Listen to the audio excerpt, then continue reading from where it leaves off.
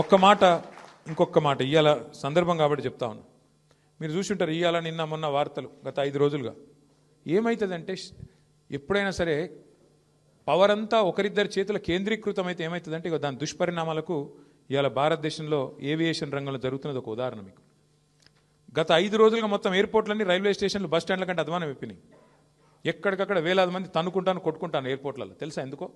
IndiGo వాడు మొత్తం బంద్ పెట్టిండు. ఎందుకు బంద్ పెట్టిండు? ఇది గమ్మతైన ఉదాహరణ. మీరు చెప్తే అర్థం చేసుకుంటే మీకు అర్థమవుతుంది నేనేం చెప్తున్నాను. సంవత్సరం కిందట సివిల్ ఏవియేషన్ మినిస్ట్రీ కొన్ని రూల్స్ పాస్ చేసింది. ఏమని? శ్రమ దోపిడీ చేయొద్దు, వారానికి ఒక పైలట్ అంటే ఆయన గింతనే నడపాలి, ఇంతకంటే ఎక్కువ నడపద్దు అని చెప్పి సంవత్సరం కింద రూల్స్ పాస్ చేసిండ్రు. సంవత్సరం కిందటనే వాళ్ళు కొన్ని డైరెక్షన్స్ ఇచ్చిండ్రు. DGCA, director general of civil aviation. IndiGo, air India రెండే ఉన్నాయి భారతదేశంలో, ఇంకోటి లేడు.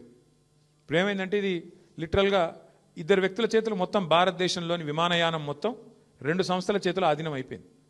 ఏమైంది ఇవాళ? దానివల్ల సంవత్సరం కింద కేంద్ర ప్రభుత్వం చెప్పినా శ్రమ దోపిడీకి అలవాటు పడ్డోడు దాన్ని మార్చుకోక పని చేయలే, ప్రత్యామ్నాయం ఏర్పాటు చేసుకోలే.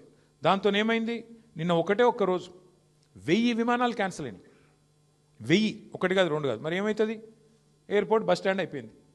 వాస్తవం ఇది. ఏం జరుగుతుంది? కొంతమంది వ్యక్తుల చేతుల్లోనే మొత్తం శక్తి కేంద్రీకృతమైతే దానికి ఒక గొప్ప ఉదాహరణ, ఆ దుష్పరిణామానికి గొప్ప ఉదాహరణ నిన్న మొన్న విమానయాన రంగంలో జరుగుతున్న వ్యవహారం.